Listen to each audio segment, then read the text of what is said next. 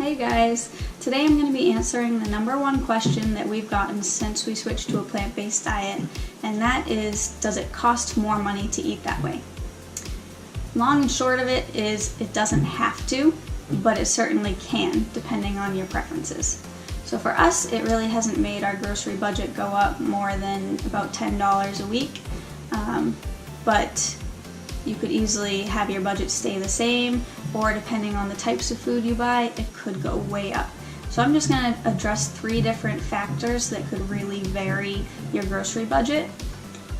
The first one is if you're buying prepared foods or like processed foods, and by that I mean things like frozen vegan pizzas, meat substitute products like the Gardein products or the Tofurky products, vegan frozen meals, things of that nature. Those cost a lot more per serving than if you were making it at home. If you have the time to cook at home, it really isn't that difficult to make some of those things at home. You can easily find recipes for them, like on Pinterest, or if you do a little Google search.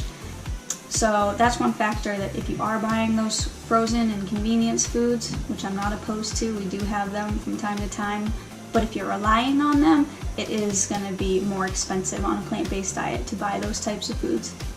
The second one is organic versus conventional.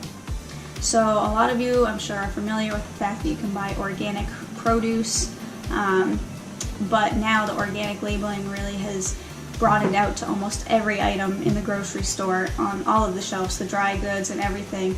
Now you can get a conventional versus an organic product. And if you do buy only the organic stuff, then it is going to cost a little more, but that's the same even if you're not eating plant-based. So if you already eat a lot of organic stuff and you're switching over and want to eat organic stuff, then it's not really going to be much of a change. If you're eating a lot of conventional stuff now and want to switch to organic when you switch over, then expect your grocery bill to go up a little bit.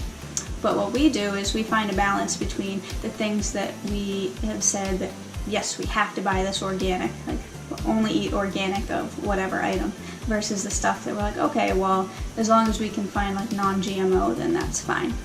So that's a good way to do it too. And I'm going to be addressing some more ways to save money in a video next week.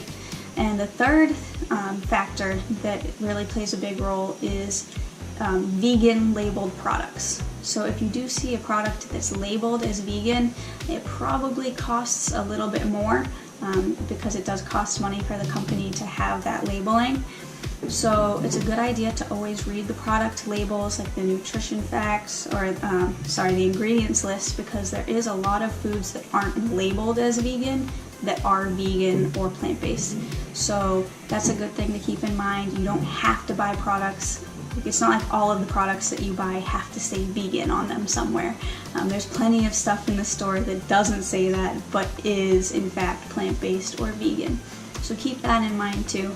And if you have any questions about budgeting in a plant-based diet and saving money on a plant-based diet, make sure that you drop them in the comments now, because I am going to be making a video next week, like I just said, that addresses how to save money on a plant-based diet.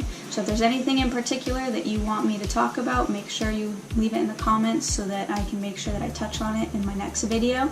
And